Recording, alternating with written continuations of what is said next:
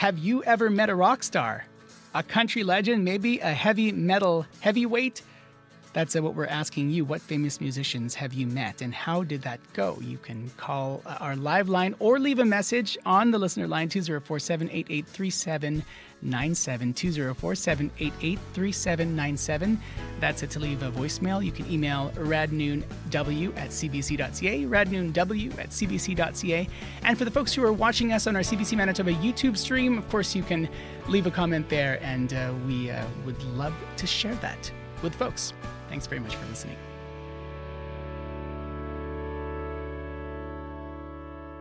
Coming up to 20 minutes after 12 o'clock here on CBC Radio 1, 990 AM in Rosa. And it is that time of year when bird watchers around the province have their binoculars and long-distance zoom lenses at the ready.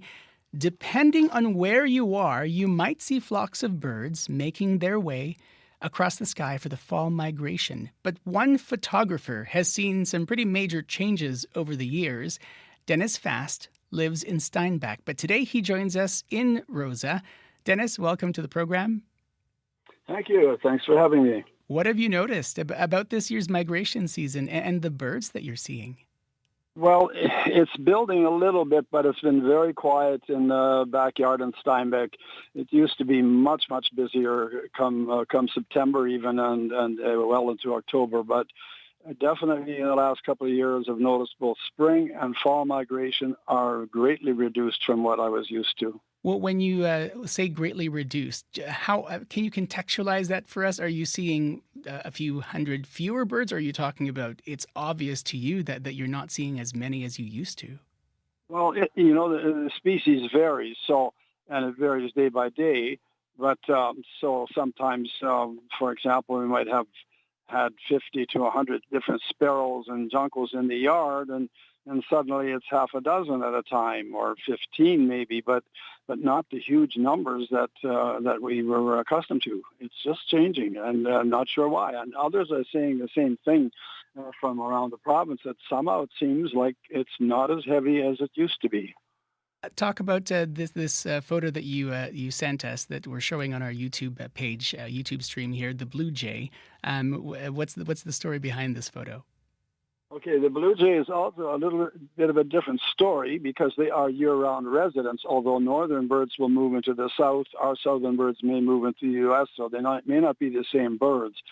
But some winters they're plentiful if they find your yard, and some winters not. But they're more steady than the guys that are coming from way up north and heading into the southern U.S. or even further. That's where there's a bigger problem. So talk about the birds that you usually see in your backyard during the fall season. Well, what do you usually see? Well, we see a lot of sparrows, and I know most people think sparrows are kind of dull, but that really is not true. If you ever get a chance to look at them through your binoculars, you'll see the white-throated sparrows, which will nest anywhere from the whiteshell up to the north, and they come through and should be coming through in good numbers. And then the white-crowned sparrows, which are somewhat similar, but they have white stripes on their head and not totally white-crowned. And then, of course, there are others as well that come from the far north. We have the Lincoln sparrow. It's a beautiful little streaky sparrow that will come through the yard, not in great numbers, but boy, it's exciting to see it. Same thing with swamp sparrows that are coming through, but that's usually just one or two because they do nest in swamps and often they don't come through the yard. But and then the Harris's sparrow, the biggest of the smaller brown sparrows. The Harris's sparrow is a bit bigger, Harris's sparrow, and he has a black bib and a black head in breeding plumage, but now in fall, it's much more mellow and it's beautiful with the brown, but it still has a bit of a black chest and throat and some on the head, and it's just a gorgeous little bird. There's a photo as well that you sent of the Baltimore Orioles. What's the story behind this photo here? How did you take it, or where did you take it? Well, first of all, when we lived in Kleefeld, Orioles were around all summer. I mean, they brought their young to the hummingbird feeders and to the feeders. And in 12 or 13 years in Steinbach, most years I may see an Oriole for a couple of minutes, and that's it. And then 2 years ago, because of the weather pattern, it was sort of a late cold snap, suddenly we had about 20 Orioles in the yard and feeding on lots of jam and inhaling it. Nothing last year. 2 years ago, but this last spring we had 8 or 9. But it's very sporadic and definitely down numbers as far as I'm concerned. Dennis, I mean, the birding community is pretty strong in Manitoba. That's probably an understatement. What are you hearing from folks around the province about what they're noticing and how concerned they are? Well, they're noticing similar things. It's not a big story with things like the geese because there's plenty of those and some of the shorebirds. But even there, the ones that are coming from the far north, they're not seeing as many, and it seems to be pretty widespread. And nobody knows for sure what the issue is, but it's quite clear something is happening. What are you most excited to capture this fall and this winter season? Well, sometimes in fall it's fun to. I'm just out at Rosa, as you mentioned, and I look for what's happening in the forest. And out here along the way, there were a lot of meadowlarks, which have been greatly reduced over the years. But there were quite a few meadowlarks. There were also juncos beside the road everywhere, and a few more sparrows than I was getting through Steinbach. So that's kind of interesting. But also in fall, there can be a movement of lots of hawks, of course. By now, most of them are out. And then the owls start moving out of the forest, more so once there's heavy snow. But nonetheless, pretty soon, early November, we might be expecting snowy owls coming from the Arctic, depending upon how good a year they've had with lemmings and so on. So we'll see. Hopefully it'll be a busy time this fall and winter season. Dennis, thanks for making time out of your family gathering there. We'll talk to you again soon. Take good care. I'll go and have my hot dog now, and thanks for having me. It's been a pleasure. It's been a pleasure as well. Dennis Fast, photographer living in Steinbach, but today, as you heard, he joins us in Rosa, Manitoba.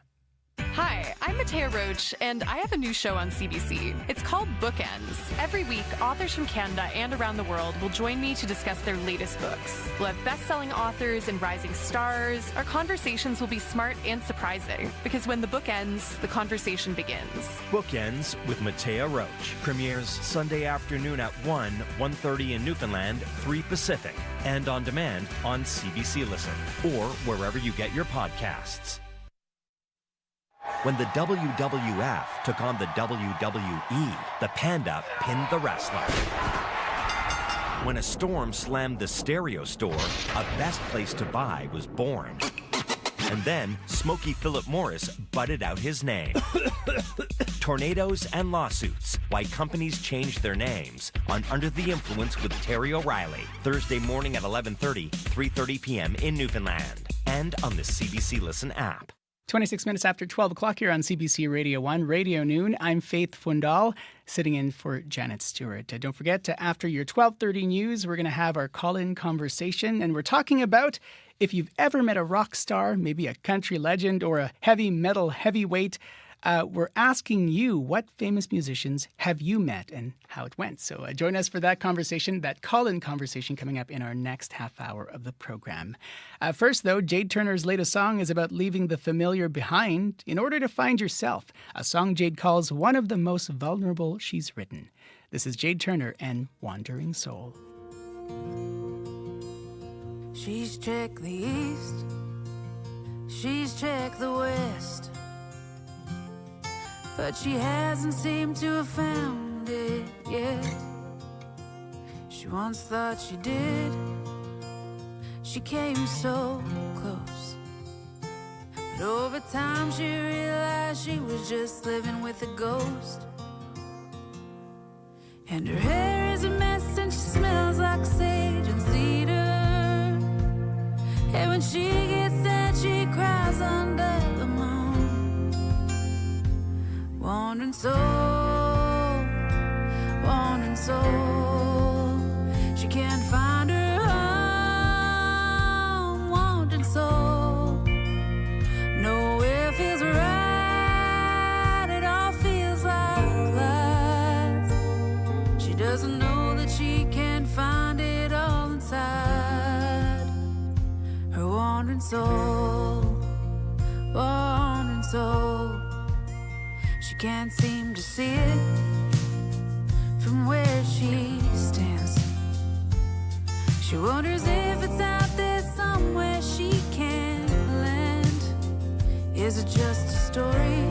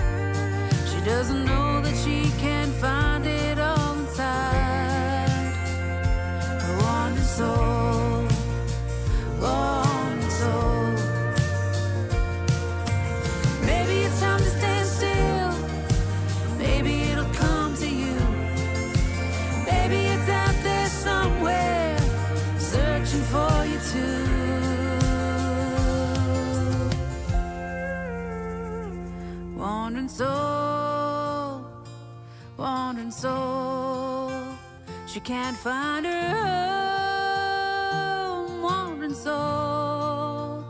Nowhere feels right, it all feels like lies.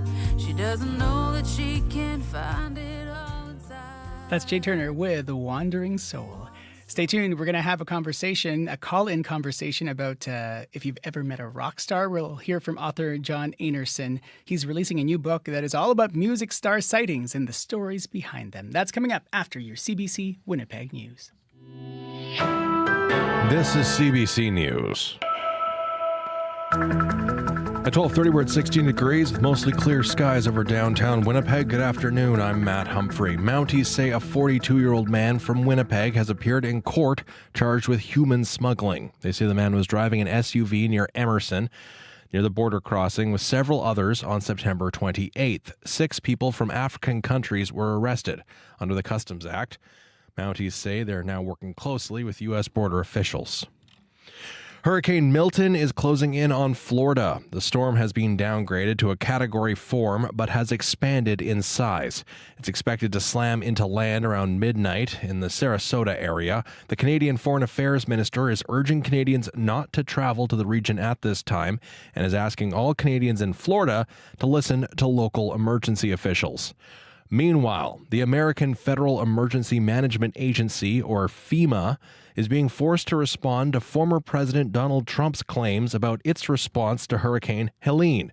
Ethel Musa explains. Trump has repeatedly spread falsehoods about the federal response to hurricane relief efforts, and officials say that's creating fear and demoralizing aid workers. In the aftermath of Helene, Trump claimed without evidence the federal government was intentionally withholding aid to people in Republican areas. He also accused FEMA of spending all of its money to help migrants who are in the U.S. illegally. FEMA Administrator Deanne Criswell. This has to stop because if it continues, we will see more and more people not trusting their federal government to be able to give them what they need. Vice President and Democratic presidential candidate Kamala Harris is urging citizens to listen to local officials in preparation for Hurricane Milton. FEMA has also launched a rumor response page to dispel false claims and share official information.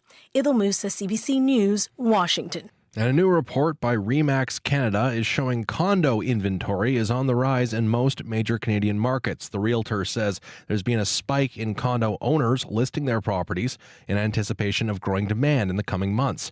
The report says BC's Fraser Valley has the country's largest year-over-year inventory growth at nearly 59%. It's followed closely by the Greater Toronto Area and Calgary. The realtor says pent-up demand and lower interest rates should help fuel a surge in market activity by next spring. And that's your CBC News from Winnipeg. All right, thanks very much. Did I ever tell you my meet a rock star story? Oh, have you met a rock? Tell me about your rock star story. Yes. You know Dan Mangan, yes, who wrote that Robot song? Very CBC famous. So he was in CBC Vancouver for an interview. And afterwards, I told him how much I love that Robot song and how meaningful it was to me at certain junctures in his life. And what was his reaction? He was thrilled, totally approachable, talking to just anybody, totally normal. And then he told me some personal stuff about his life and why he wrote the song and these different things. And there was these Cinnabons, the cinnamon buns.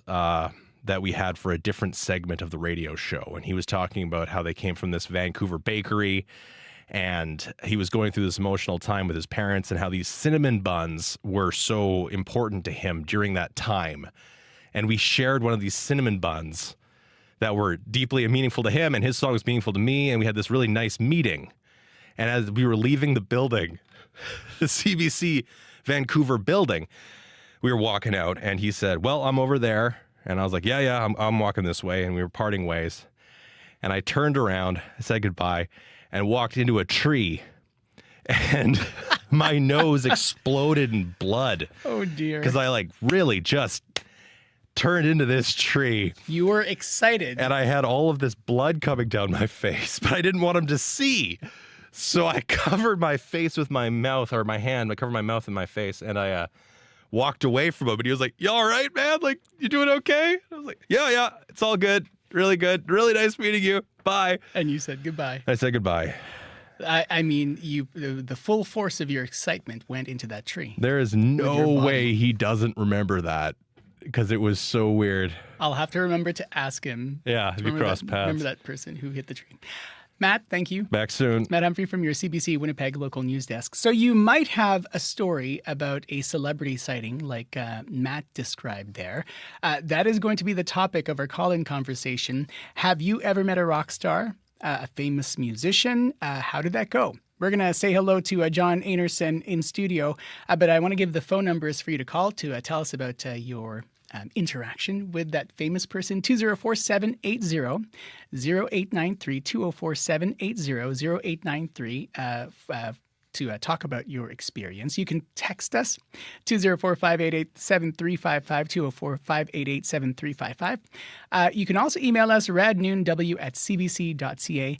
And we'd love to share your thoughts. By the way, for the folks who are watching us on our CBC Manitoba YouTube stream, you can leave a comment on the stream there, and we'd love to share your thoughts as well. I am Faith Fundahl here in for Jenna Stewart. This is Radio Noon on CBC Radio 1, 89.3 FM in Winnipeg, 105.3 FM in Dauphin, 12:30 a.m. in Churchill. The hype surrounding the Oasis reunion tour highlights just how much fans idolize celebrity musicians. People spend hundreds, if not thousands of dollars to see their favorite performers play live. Even better is the chance to meet a famous musician. So we want to hear your stories. Have you met a musician either at a concert with a backstage pass or maybe by chance? Maybe even like Matt described there as you said goodbye, hitting your face into a tree.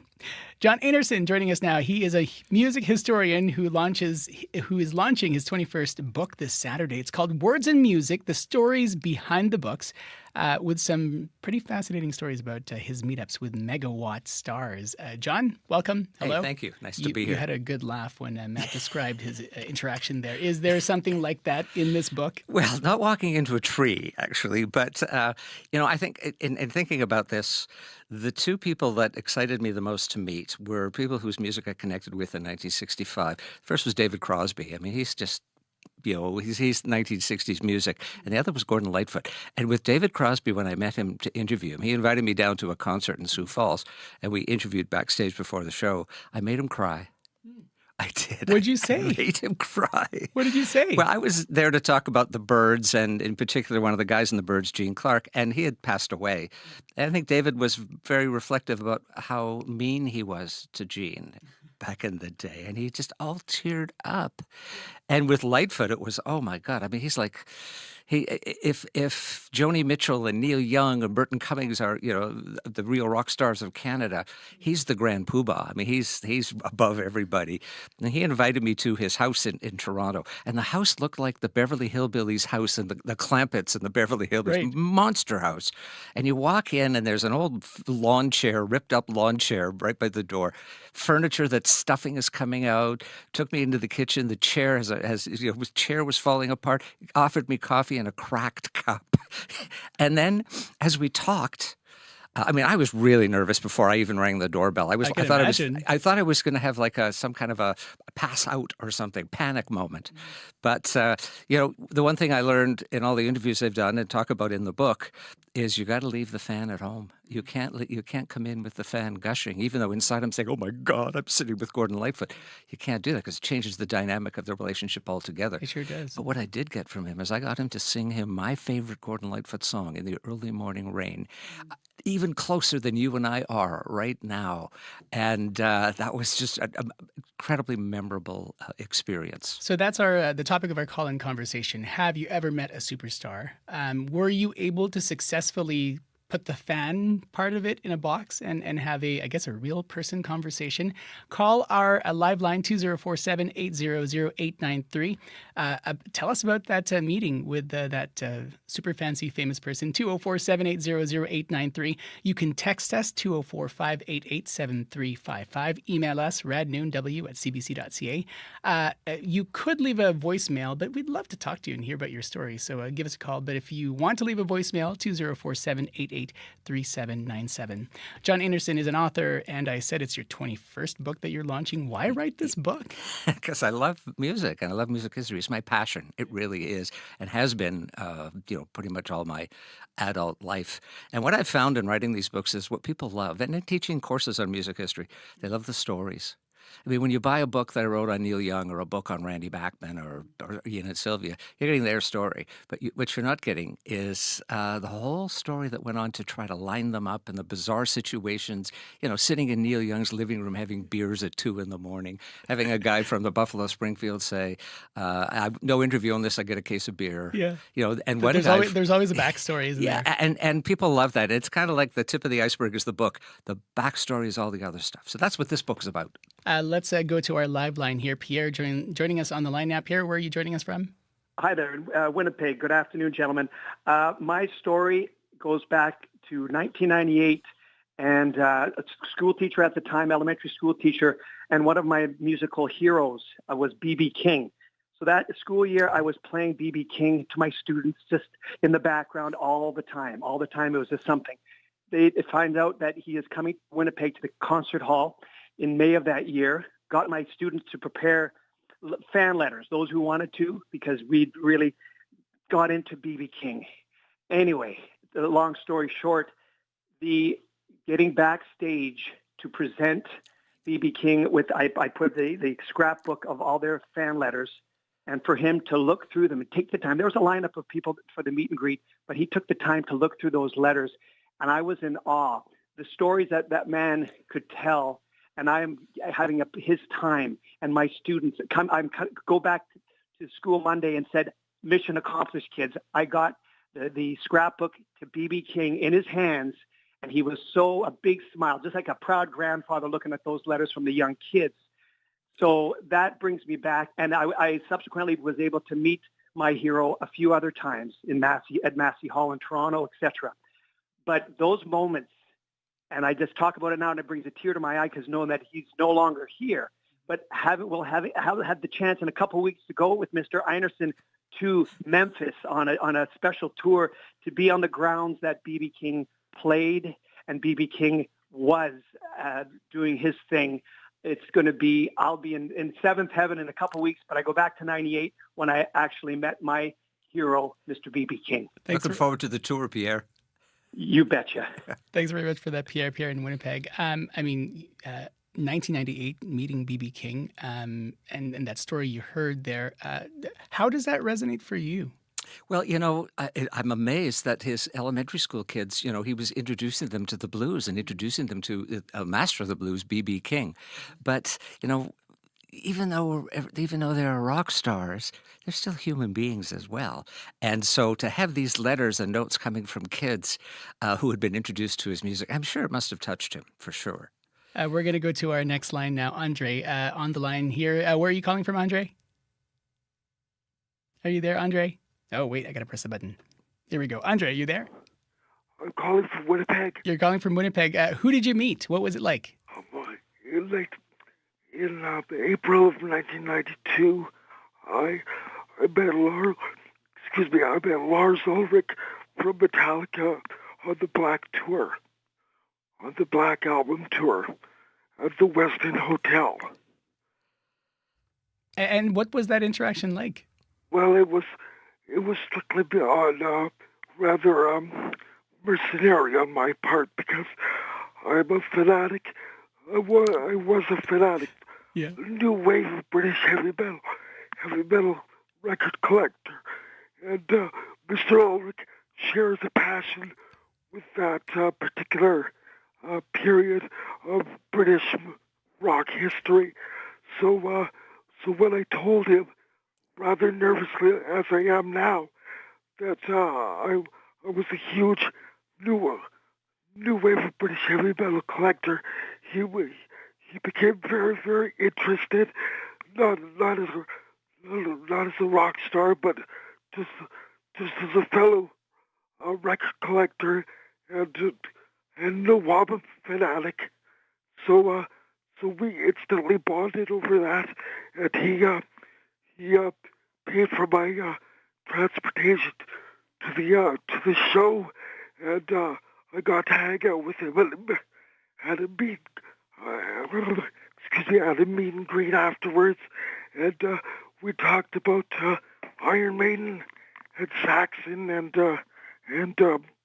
all these obscure bands, and it was it was really interesting. Thanks very much for that phone call, Andre in Winnipeg. John, how big of a deal is it to meet Lars Ulrich? Oh, my God. I mean, Metallica are just so huge. And even being a guy from the 60s, I know how big Metallica are. And I would be starstruck meeting Lars Ulrich or any of the guys from Metallica. I mean, I just wrote a book that's coming out next year about the origins of classic rock and the bands that influenced Metallica and Iron Maiden and all these other bands coming out of 1968. So I'm a fan. I would have been gushing. We have another caller, Bobby, who also met Lars Ulrich. Did you get transportation paid for you like Andre did, Bobby? No, not quite. Actually, it's a little bit of a funny story. Tell us about it. What happened? Well, I was coming in from a really long shift out in Alberta, and I booked a room at the Fairmont Palliser downtown in Calgary. And it was really busy and whatever. I got all checked in, and I was like, I'm going to unwind. So I went down. There's a beautiful area with steam room and all that kind of stuff. Pool. So I went down there, and there was this man there and his child, and it was just the two of us. And so, I went into the steam room. I came out. I was hanging out in the pool and, casually chatting just about the life and the traffic and, and then I went back for another steam. And when I came out, there was other people that had joined, and I guess they recognized him as Lars Ulrich. I didn't, because I've never seen him so casual like that. You know what I mean? With his kid, and So that was a great experience, and I finally went up to him. I just said, I really enjoy your music, and thanks for the chat, and yeah, it was interesting. Thanks very much for sharing that with us. That's Bobby on the line there. Before we get back to you, John, we're going to talk to Deborah, who has called our live line here. Deborah, who did you meet? You there, Deborah? We were staying there for the weekend just to enjoy the pool with two small children, but this gentleman with his baseball cap very low on his face, trying to look like he didn't know anyone, was on the elevator. So we got to have a nice conversation for the ride on the elevator and met our famous rock star. So he was very friendly, and it was a chance encounter. Deborah, repeat who you met again, because I didn't press the button in time and we didn't hear who you met. It was Mark Knopfler. Oh, wow, that's impressive. John Anderson is a music historian, and he is in studio. What do you think about that? I mean, we've heard about meetings with Lars Ulrich and a few other folks. What about Deborah's experience there? What's that like? Well, he's one of my favorite guitar players, and I would, again, be stuck for words. My connection to Neil Young came through his mother. His mother was in town, and I interviewed her for a Free Press article, and she had such a good time. She said, you got to call Neil, and she gave me his home phone number. Good Lord, I'm going to phone Neil Young. I kind of turned into Ralph Cramden on the Honeymooners, blah, blah, blah. But I phoned Neil, and he said, hi, John, I got your articles right here. And we just instantly connected right away, and as I say in the book, I owe a lot of my career to Neil Young, because his early patronage of me and support of me opened a lot of doors for me, because he doesn't do a lot of interviews and doesn't cooperate with a lot of books. So the idea that he would really endorse me opened up a lot of doors for me further down the road. Our conversation today is whether you've ever met a famous musician, maybe a famous producer. How did that interaction go? 204-780-0893, 204-780-0893. You can text us, 204-588-7355, or the folks watching us on our CBC Manitoba YouTube stream, leave a comment, and we'd love to share that. Let's go to the line now. Dave joining us. Dave, where are you calling from? I'm from the Riding Mountain area. You're in the Riding Mountain area. Who did you meet? What was it like? I met Willie P. Bennett.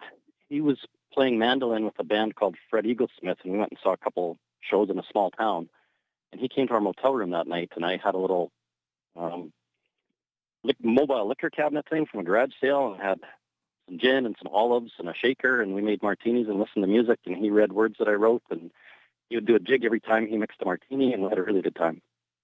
Dave, thanks for sharing that. John, I mean, as we're hearing from folks, it sounds like the people they're meeting, even though they're super fancy famous, they just they're interacting in this quote unquote normal way. Hey, let me have a drink with you. How surprising is that to you? Well, I mean, there are a lot of artists who recognize the fact that they wouldn't be successful without fans, without fan support.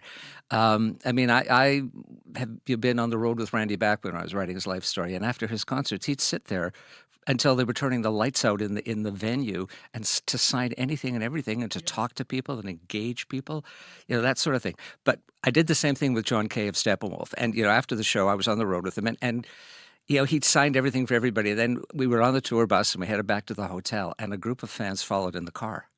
And we got out of the tour bus to go into our rooms at the hotel, and the guys in the car ran over to John getting off the bus, and he said, "Guys, back there, that's my time with you. This is my time now."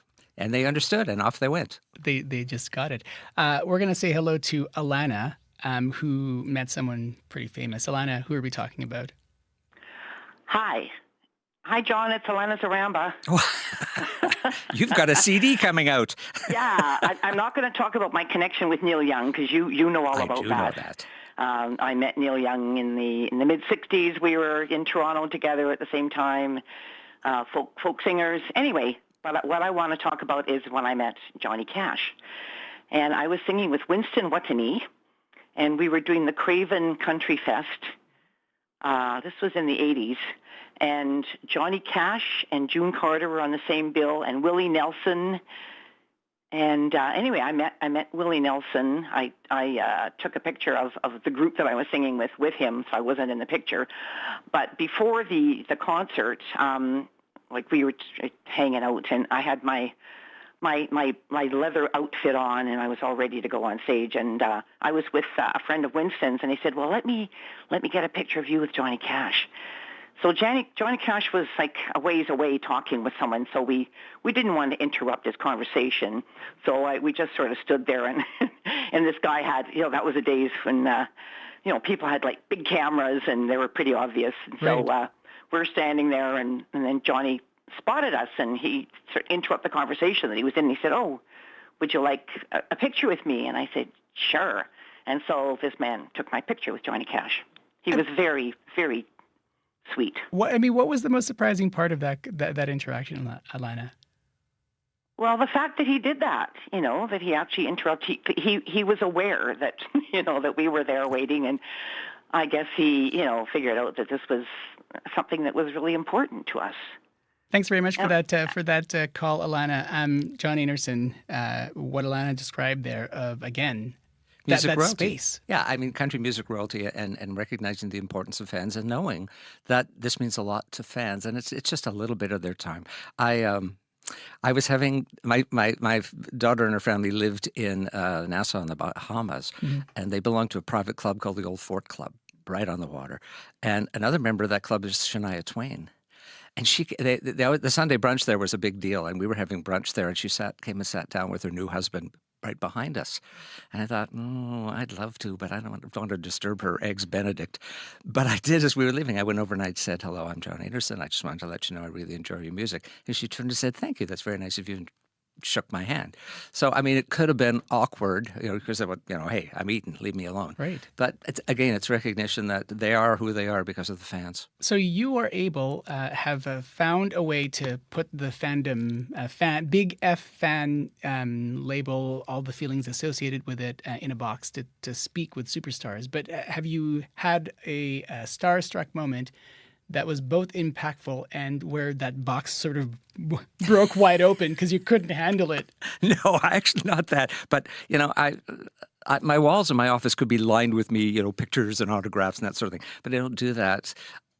Only under certain circumstances. I got David Crosby to sign his biography, long time gone, because I sort of figured he's an icon, and I'm not going to see him again. As it turned out, I did see him again. But no, I mean, you have to keep it together. And I once witnessed an interview from a guy from Maclean's with Cummings and Bachman when they were getting back together as the Guess Who, and I was there with Randy. And the first thing he did when he walked in was he brought a handful of albums in and handed them to the guys and said, "Could you sign them?" And you could see them, Cummings and Bachman, exchange kind of glances like, "Oh, fanboys here." And it changed the dynamics of the interview. It does. You have to be really professional. And one of the things John Kay said to me from Steppenwolf, he says, "You put me at ease because you don't look like you don't have the mullet or the shark skin, shark tooth earring or the tube top with tank top with Motley Crue on it. I look like a school teacher, and that puts people at ease. So that's one of my, one of my advantages too. So if you look back to your most stressful interaction, superstar interaction, is there one that stands out for you? Well, with Ian Tyson, he's a very cantankerous guy. And I was doing a book on country rock and talking about his band, The Great Speckled Bird. And before I did the interview, a friend of mine from McLean's said to me, yeah, Ian's pretty good, but if you ask him a question he doesn't like, he'll hang up on you. And then he says, don't ask him about Ian and Sylvia. What? That's what I was going to talk about. Right. But he was in a good frame of mind, and I could hear the clinking of ice in a glass, so I think that he was relaxed enough, and we did fine through all of that. Same thing with Mike Nesmith from the Monkees. He doesn't want to talk about the Monkees anymore, but I wanted to talk to him about his post-Monkees career, and his personal assistant said, you got half an hour. 2.5 hours later, we're still talking, and he's one of the brightest, smartest, most erudite interviews I've ever done. And I spent most of the time just listening as he provided so many insights. And again, all this stuff is in the book. We have a couple of minutes left before the end of this call-in conversation. 204-780-0893. See if we can maybe sneak you in about your superstar interaction. 204-780-0893. You can also text us, 204-588-7355. I got a message from Kathy here. I'm going to read it. I met Gordon Lightfoot in the early 70s when he came to play a concert at my high school. I was 15 years old. It was my birthday, and my friends left a piece of cake on the speaker. He found and said, "Whose cake is this?" My friend said it was my birthday, so he sang "Happy Birthday." That text from Kathy. That's lovely. That's a lovely thing. In your interactions with superstars, they really want to acknowledge fans, don't they? Yes, they do. Yes, they do. And will often go out of their way. There are some, though. There are some artists who after the performance, that's it. I'm not going to interact with you at all. Kind of just leave me alone. You get me for the music. You don't get my life outside of the music. But most, and I'm dealing with guys from the 60s and 70s who are just thrilled that someone remembers who the heck they are. I want to go to line 2 because we just have a minute and a half away here. Mary, you're on Radio Noon. Who did you meet? What was it like? Duke Ellington here in Winnipeg Concert Hall. He was invited to come by the great Neil Harris and my father, Reverend Harold MacDonald, who worked together at St. Luke's Church, and they heard about Duke having written some Easter music. And so they reached out to him, and lo and behold, he came to Winnipeg, and that was many long years ago. There might not be many listeners who remember that great event, but it was a thrill. Mary, thanks for sharing that. John, last thoughts? That's a pretty big deal. Oh, yeah. I mean, everybody today that has phoned in, they're talking about major music people. And that of course, leaves an impression for you, forever, really, in your life. John, it's really nice to chat with you about your book, Words and Music, the stories behind the books. For the folks watching us on the YouTube stream, this is what it looks like. We'll talk to you again soon. Thank you. Okay, thanks. I was just going to say that I have a launch on Saturday, the 12th, at Times Changed from 1 to 4. Have fun. Thanks, Faith. John Anderson, music historian, and launches his new book, Words and Music, the stories behind the books, this Saturday, as you heard, at the Times Change Cafe. This is what it looks like for the folks watching us on our YouTube stream. Lots to come on Up to Speed this afternoon. It's from 3 to 6 p.m. I'll be there, I think. Yes, I'll be there. So stay tuned for more on that. Big thanks to our folks who helped put our show together today. Marshall Hudgens is our technician. Wendy Parker is our director today. And big thanks to Kevin Nipatebo, our YouTube live stream producer, who made me look not as radio looking as usual. So thank you for making me look good. Thanks very much for joining us. Mag-ingat po kayo and take good care wherever you are. Stay tuned. Riders and Company is standing by.